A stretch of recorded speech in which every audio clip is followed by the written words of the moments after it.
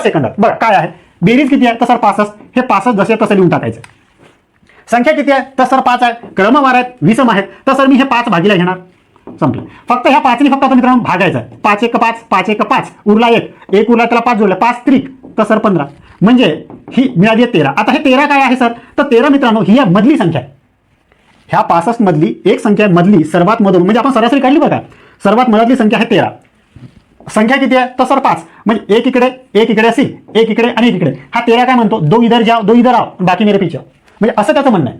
म्हणजे हे 5 झालं ना, एक किती असेल कोणती तरी, 1 2 3 4 आणि 5.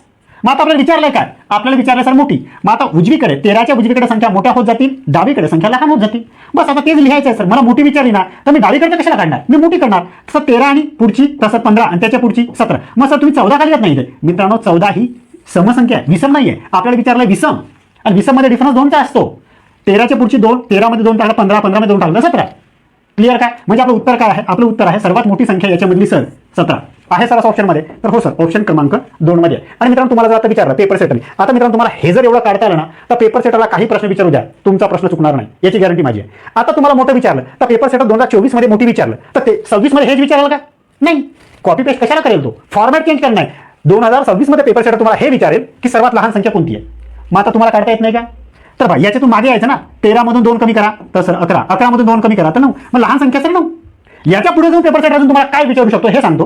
सर्वात मोठी संख्या सर्वात लहान संख्या यांची बेरीज करा. मग 17 आणि 9 ची बेरीज करायची. पेपर सेट याच्या पुढे जाऊन तुम्हाला असं विचारू शकतो की सर्वात मोठी संख्या मधून लहान संख्या वजा करा. मग 17 मधून 9 वजा करायची. उत्तर रेडी तुमचं. अजून त्याच्या पुढे जाऊन पेपर सेट तुम्हाला असं विचारू शकतो की सर्वात मोठी संख्या त्याचा वर्ग किती. मग 17चा वर्ग करायचा आहे. घन विचारू शकतो, 17चा घन करायचा आहे. सर्वात लहान संख्या 9 आहे, 9चा वर्गमूळ विचारू शकतो, म्हणजे याचा वर्गमूळ करायचा आहे 3.